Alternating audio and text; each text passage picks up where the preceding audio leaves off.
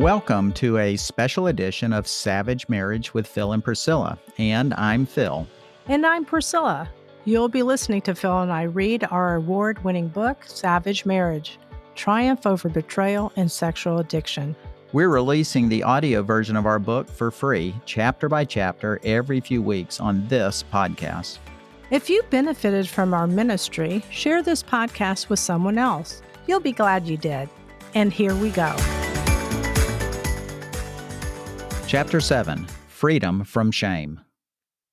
Let's run with the endurance, the race that is set before us, looking only at Jesus, the originator and perfecter of the faith, who for the joy set before him endured the cross, despising the shame, and has sat down at the right hand of the throne of God. Hebrews 12, 1-2.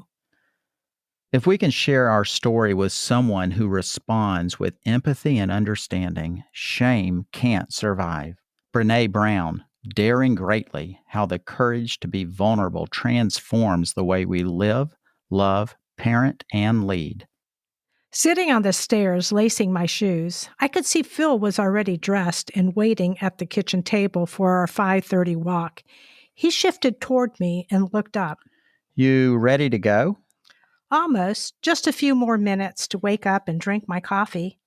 Our morning routine of walking around our neighborhood had become a therapy session for us as we shared thoughts, talked about events from our past, and created a safe place to dissect our feelings. Each day as we walked through our pain together, we realized that the more open we were in conversation, the more healing we felt taking place. Early on in these walks, my first instinct had been to let Phil talk. He would go on and on like a babbling brook, the most I've ever heard him share, putting his feelings and thoughts out there where I could see them and relate. The newness of being open with our feelings brought to mind my recent doctor visit and my first ever STD test. I'd felt shame and awkwardness as I had chit-chatted with my doctor, though I'd been seeing her for over 20 years. I hadn't wanted to be there. But what if I have an STD and I'm not even aware of it? Oh God, is this the way I'm going out of this world? Years earlier, my doctor had asked whether Phil or I had any other sexual partners. I had adamantly told her, no way. I was faithful to Phil and certain he was faithful to me. In my mind, there wasn't a possibility that Phil had been unfaithful. But 2 days ago, there I'd been, laying on the exam table, my feet up in stirrups, waiting for the exam to be over. I had closed my eyes and thought, Phil should be here with me, telling her what he's been doing. This is his fault, not mine. Shame had grabbed my heart and thrust me into a place of isolation, hiding, and embarrassment. I wondered if my doctor was also remembering her question to me from years ago and my emphatic claim that Phil and I were faithful to each other. I had been so concerned about my reputation that I had wanted to hide in my self-righteousness. I hadn't explained why I wanted an STD test or how I'd come to this place in my life. I hadn't mentioned Phil. I had just endured the exam in silence, my shame stifling my voice.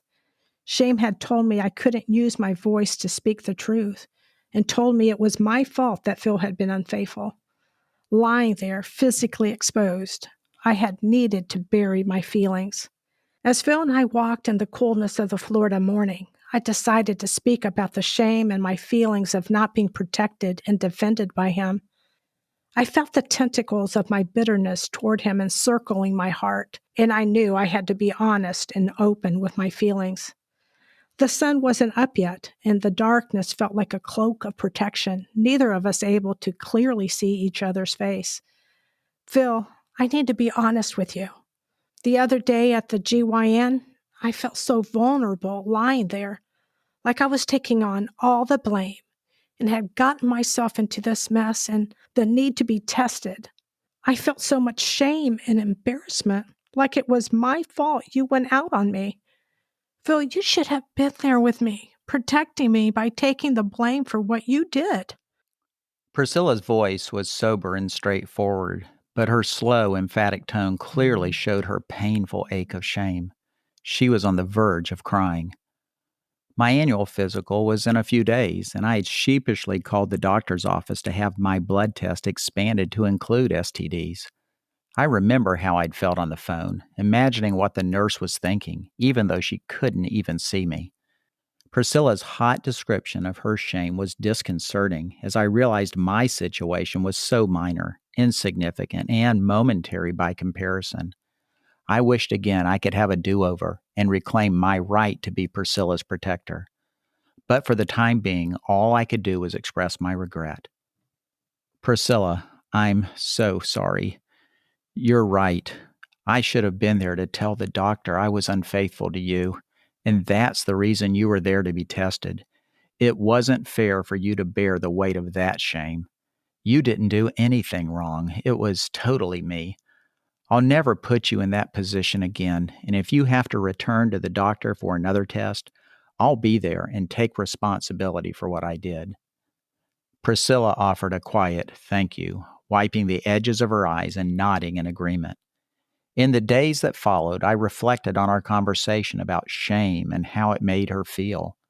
I was certainly ashamed of my sin against Priscilla and how I disregarded our marriage vows and my place as her protector. My longtime and constant companion had been shame. The first time I'd felt shame was in fifth grade, in Middle School East in Leesburg, Florida, a small city of about 15,000 people where kids in first grade would eventually graduate high school with the same classmates. I had been selected to join a higher level reading class of about 8 students, including kids I'd known for what seemed like my whole life. The class was taught by Dr. Burnham, the principal, and on the first day, he asked us to introduce ourselves and share whether our parents were married, separated, or divorced. I froze. My parents had divorced less than a year earlier, and I was ashamed that my mom was now a single mother. In that small town, I didn't have any friends whose parents were divorced. My mom had told me how ashamed she felt to be the only divorced person from the small South Carolina community where she'd grown up.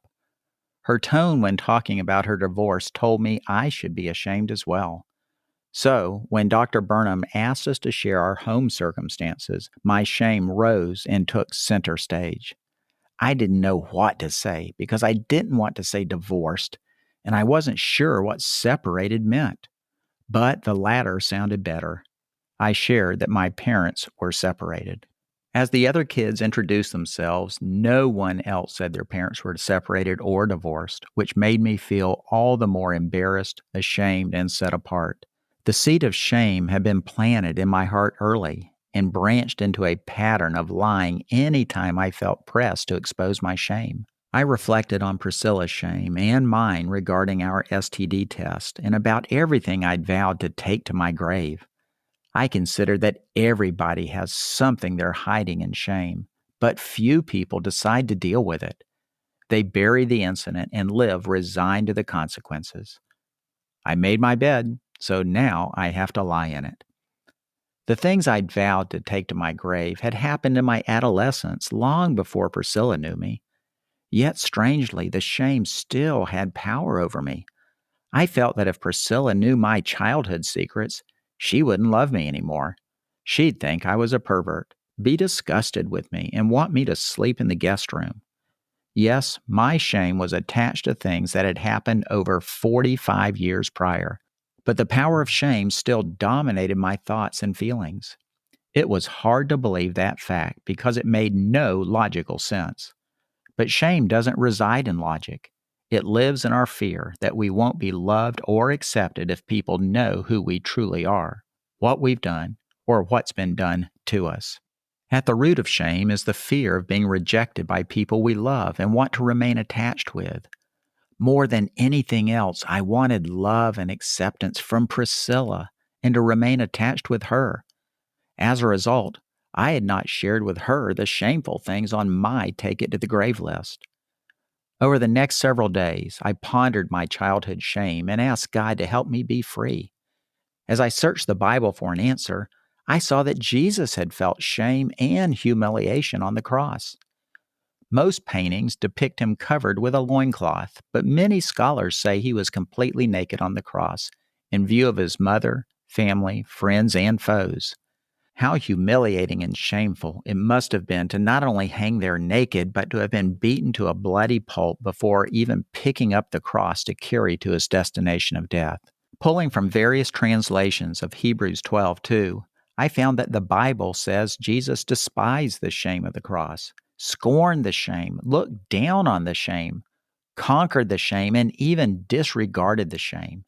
In other words, he didn't allow shame to have power over him to any degree.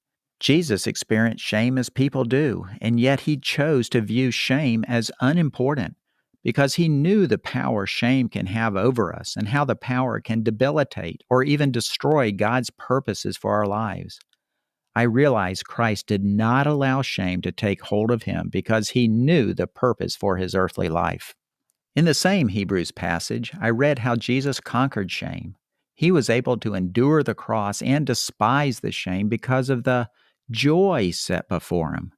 He saw the big picture for his earthly life, what God wanted to do through his death and resurrection, and he rejoiced. Anything other than that purpose, Jesus despised, put off, threw down, disregarded, and made small, so it would not overshadow or overtake his purpose. Shame had dwelled in a secret place in my soul for a long time, demanding that I hide for fear of anyone knowing the truth and no longer respecting, admiring, or loving me. The same feeling of shame had kept Priscilla's mouth shut at the GYN's office. But when she had decided to talk about what she'd felt, she had taken power over her shame. As I listened to her feelings and showed her empathy and compassion, she wiped her eyes, and I could see the shame visibly leave her. Somehow, her pulling the shame out of darkness had weakened its grip on her and made it seem smaller. I recognized I had allowed my shame to seem bigger than God's purpose for me and bigger than my ability to see that purpose, consequently giving shame even more power over my thoughts and feelings. I needed to see my life as God saw it. Everything else by comparison, including my shame, needed to be small. I needed to pull my shame and my take it to the grave list out of darkness by sharing them with Priscilla. The next morning, I rose early, anxious about pushing into wounds I had kept hidden for so many years. Priscilla joined me shortly, sitting down at the kitchen table and gesturing toward my open journal. Looks like you've been writing a lot this morning. What's going on? I glanced up briefly, putting my pen to the side. I've been thinking about our conversation about how you felt in the doctor's office. You know, the part about the shame. Priscilla nodded. Tell me about it. I've had the same feelings of shame about things that go back many years to when I was a kid growing up with just my mom and sister. There are some things in my life I'm really ashamed of, things I've always said I would take to my grave. Out of fear, I've never shared them with anyone, and I've been afraid to share them with you, afraid you wouldn't love or respect me. I know I was just a kid when the stuff happened, and I didn't even know you then, but they've demanded secrecy in my life. I shook hands with them, agreeing I'd keep them buried. But every time someone gets close to these areas, like in discussion or something I see in a movie, I shudder and want to run and hide. I don't want to fear shame anymore, but I feel like the devil has told me that what I've done is uncommon, weird, perverted, and very sinful. So I've kept them hidden from everyone, including you.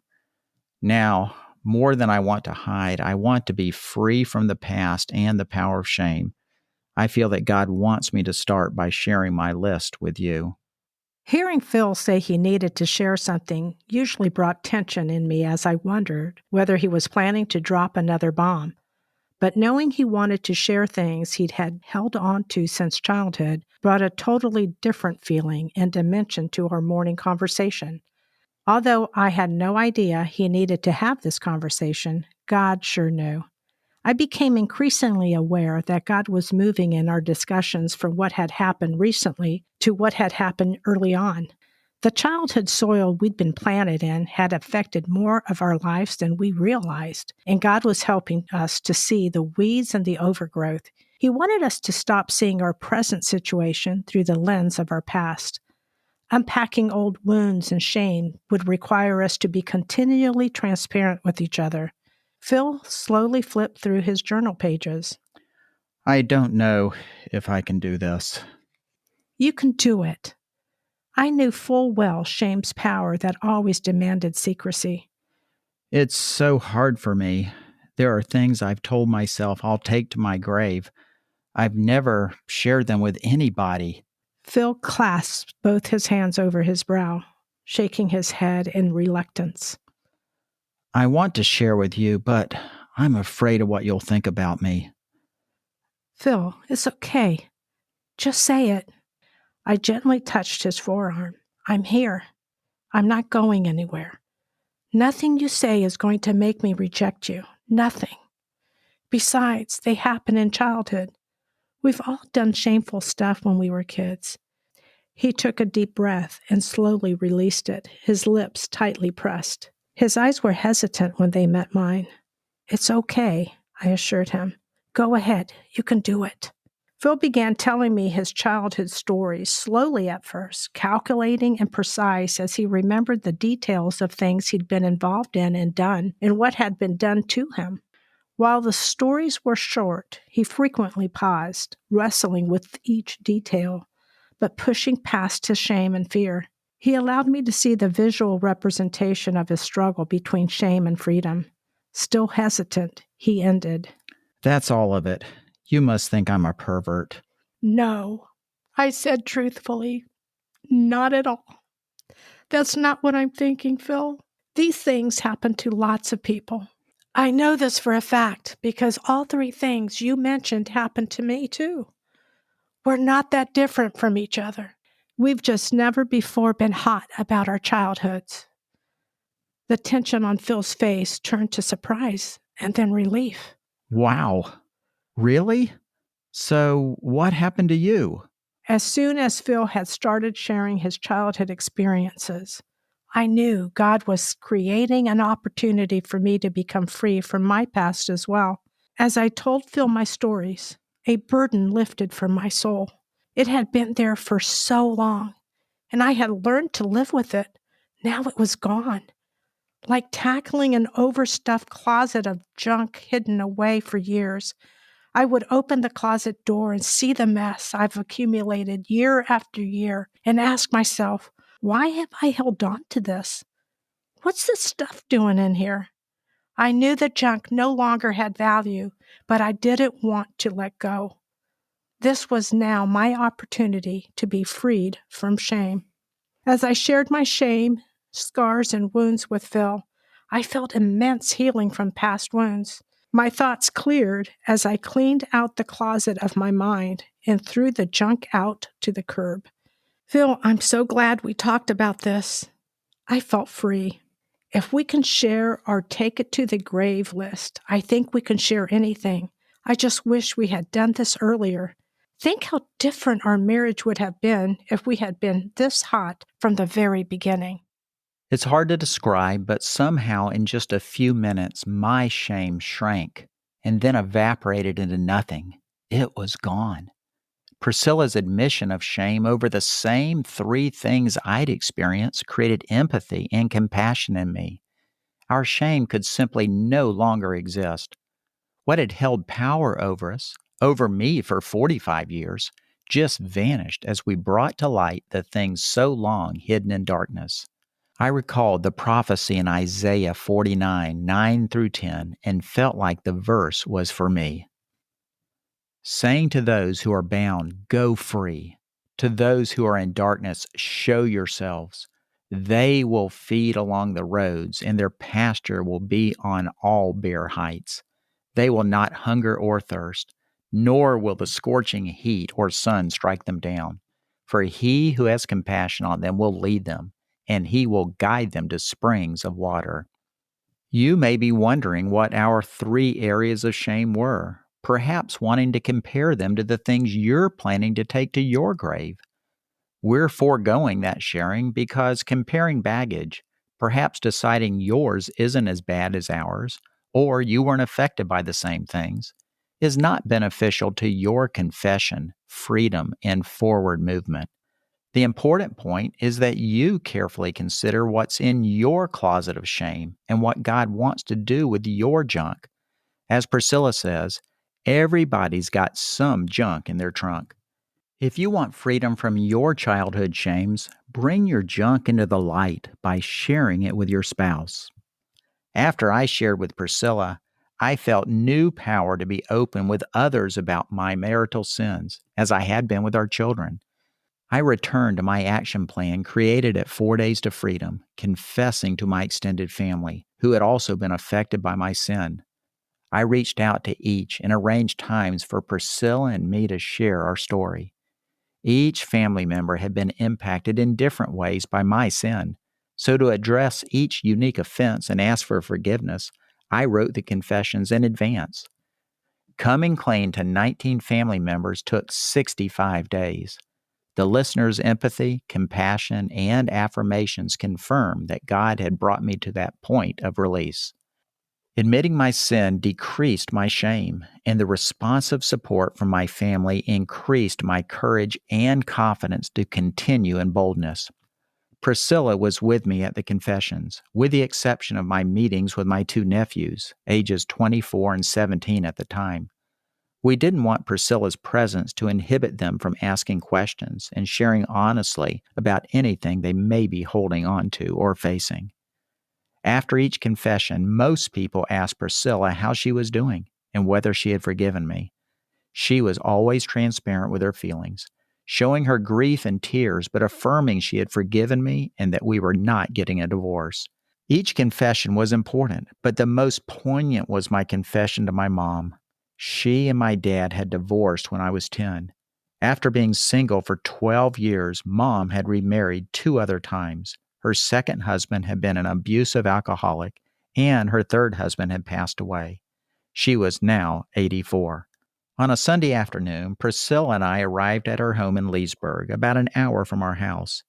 It was the town where I'd grown up, and every time I drove along the familiar roads, memories of high school parties and marching band flooded back. But this trip wasn't going to be a party. I was dreading this confession in a different way from the others. My mom frequently boasted about my sister and me to the point of our embarrassment and thought I'd hung the moon. I knew my betrayals would be hard for her to face.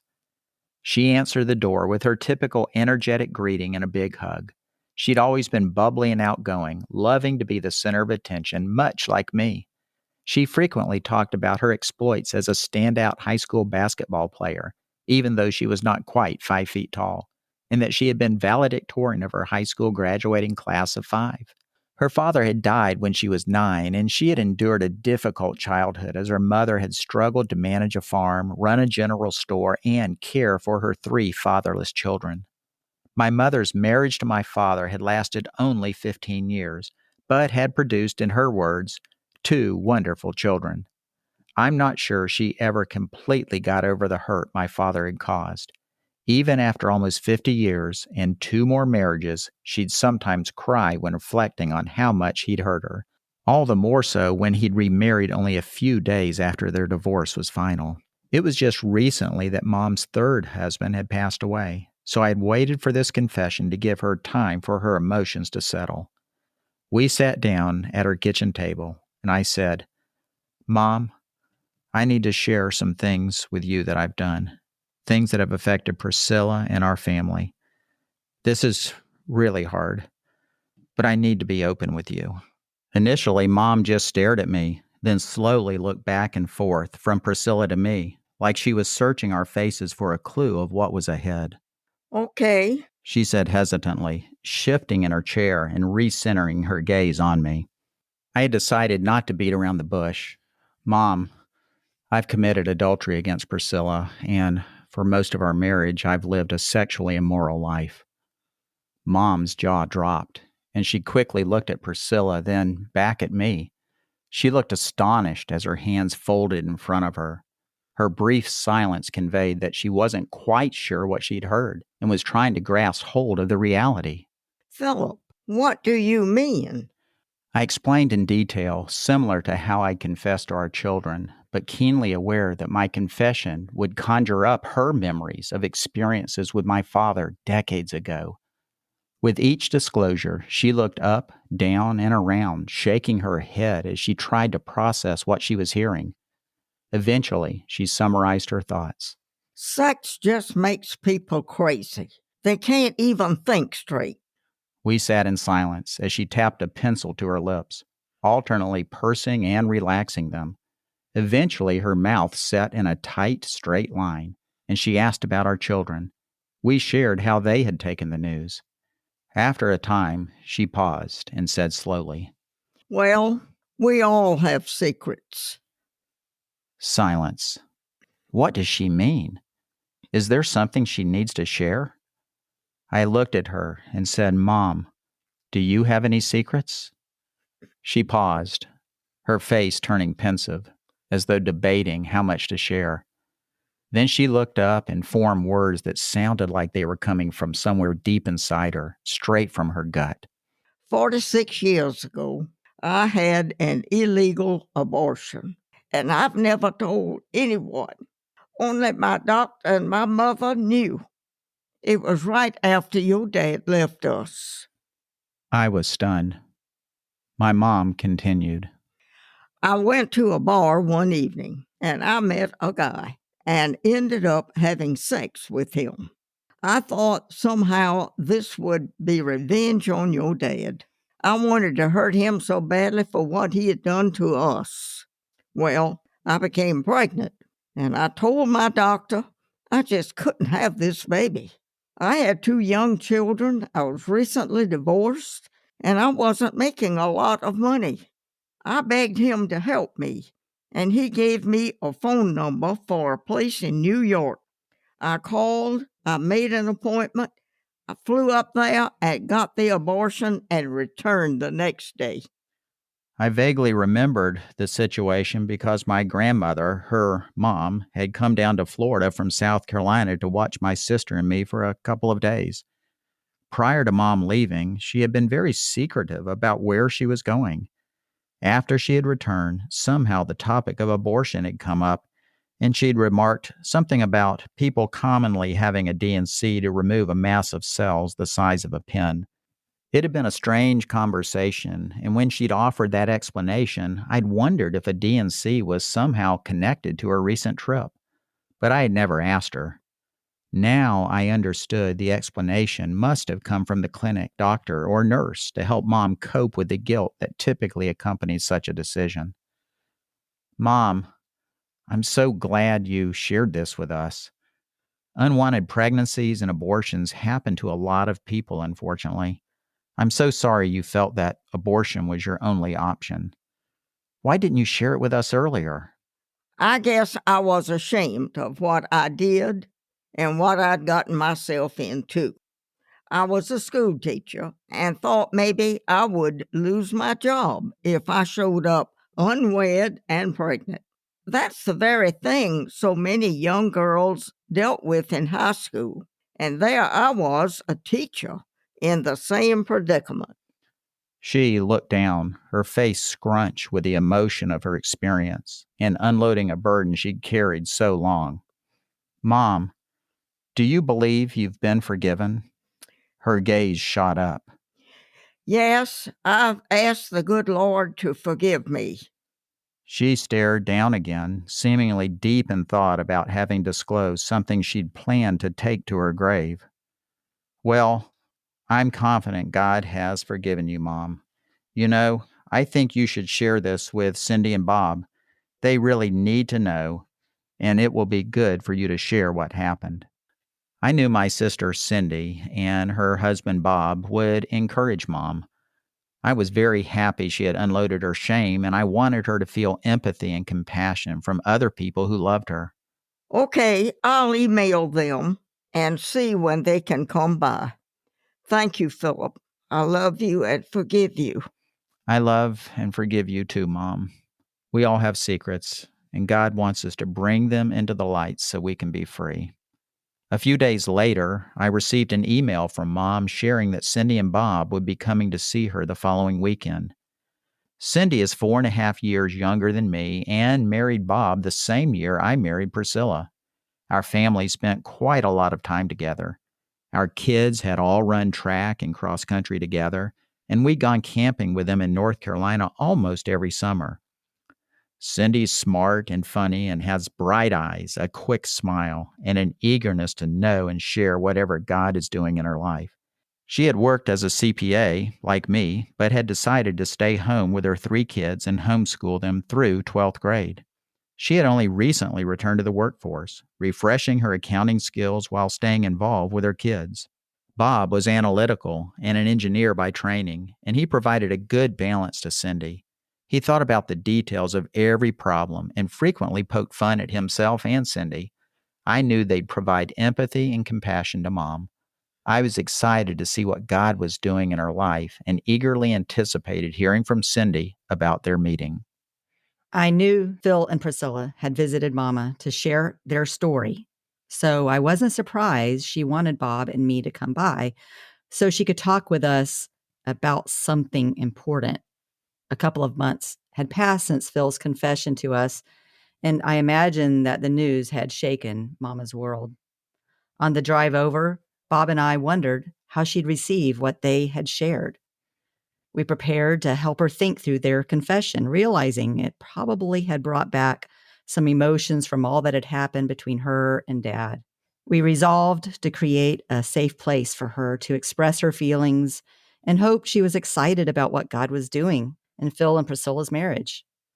As we pulled into the driveway, Mama opened the door, anticipating our arrival. Her typical happy and bubbly greeting was subdued, and her smile was only slight as she opened the door. She quickly moved us into the family room. I'm sure you know that Phil and Priscilla were here last weekend, and they shared with me about Phil's adultery. She paused as if caught in thought, and her hand went to her lips. I just couldn't believe it. She shook her head. They told me they'd already shared this with the rest of our family. It was hard for me to believe he did all that. He's always been a wonderful son, but I know sex makes people crazy. They can't think straight. She paused, collecting her thoughts. I felt so bad for him, and I wanted him to know that other people have secrets too. So I shared with him something I never told anyone. Bob and I nodded and gave her the time she needed to continue. Philip thought I should share it with you also, and that's the reason I invited you to come over today. With that short introduction, Mama then shared her painful story and spared no details. She described how she had thought her only option was an illegal abortion. As Mama shared, Bob and I exchanged glances, and thoughts danced in our heads about Phil and Priscilla's meeting with us only 2 months earlier, as they had shared their story. Bob and I had reflected on our dating story. I was 19 when I first became pregnant. Believing we had no other option, Bob and I had decided I should have an abortion. After becoming Christians, we had openly shared our story with Phil and Priscilla and at churches.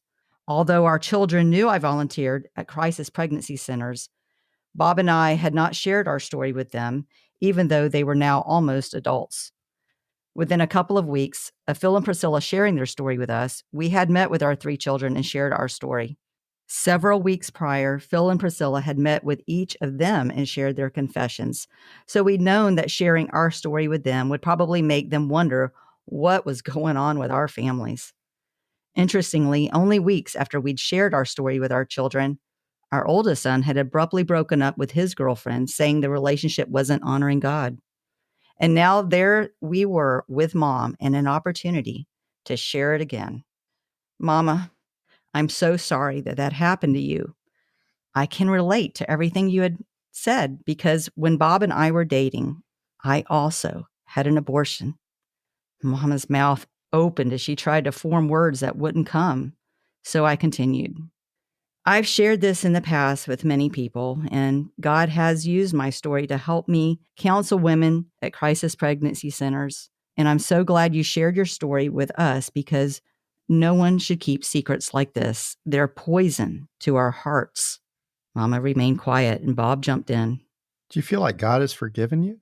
Yes, I asked him to forgive me, and I believe he has. Mama, why did you decide to share your story? She paused, her eyes moving alternately down, then up, back to Bob and me. When Philip told me his story, I could see how much pain he felt. Everybody sins. And I wanted him to know that I'd sinned too, so he wouldn't feel so bad. Interestingly, that was the same reason I had shared my story with her. As I'd witnessed her painful retelling, my instinct had been to empathize by letting her know we weren't all that different. Transparency has the power to create more transparency. And I was glad Mama and I could be open with one another after so many years. Throughout our conversation, her unconditional love as a mother persisted. She showed no shame toward my secret or Phil's. She didn't say, let's just keep this quiet between us, as I had anticipated. We ended the conversation with hugs and a closer relationship. In fact, the entire situation, beginning with Phil and Priscilla's transparency, created a new openness in our family that felt refreshing, like a family's love should feel. In the months that followed, Mama decided to write a book telling her life story, including her abortion and other things she wasn't proud of. Although copies went only to her family, I was so proud of her. Even in her 80s, she'd let go of her shame and discovered the freedom of no longer keeping secrets. What a great blessing for her and us. Cindy and Bob's conversation with Mom created another positive ripple, one more ricochet of our freedom from shame. I had been so scared to let anyone see the real me. I had never imagined the impact vulnerability could have on others.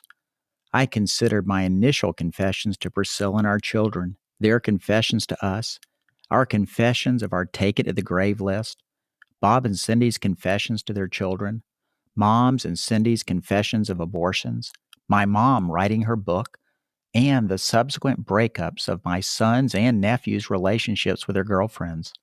I reflected on all that God had done, far more abundantly beyond all that we ask or think, according to the power that works within us. Ephesians 3:20. Just a few months prior, I cried out to God for freedom from my past, having no idea He wanted to do much more than free me. He wanted to free our entire family. With everything I'd done and gone through, and all that I'd since witnessed in our families, I understood why I'd had to come to utter despair and brokenness, to become one of the weak things of the world, as it says in Ephesians 3:27, to show God's redemptive love and grace, because when I am weak, then I am strong. 2 Corinthians 12:10. God's plan has always been to use one person's freedom to cultivate freedom in others. Later that week, after Cindy and Bob's visit, Priscilla and I received our STD results. Both were negative. Only a few months earlier, I had been gasping for air at the thought of what an STD would do to my life, marriage, and family. Now I was seeing the greater picture. Why God had allowed me to push myself to the edge.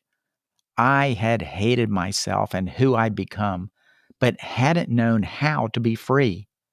In God's amazing providence, He'd known what it would take to break my pride. Sin, secrecy, and pride had pushed me not only over the edge, but down into the lowest pit, where the Holy Spirit had received my full attention. He'd shown how only He redeems your life from the pit. Psalms 103, verse 3. That's what He had done for me. For the first time in my life, I felt fully known and fully loved. It was an amazing place to be. And I saw that confessing my sin had produced an earnestness in my prayers that I'd never before known, and had created deep healing in my soul. God had led our families to experience healing as well. Amazing. God had allowed Priscilla and me to participate in not only each other's healings, but our entire families. As family members' confessions drew to a close, we didn't know God was still just getting started with all He wanted to do in our lives. A test was right around the corner. Savage questions for reflection.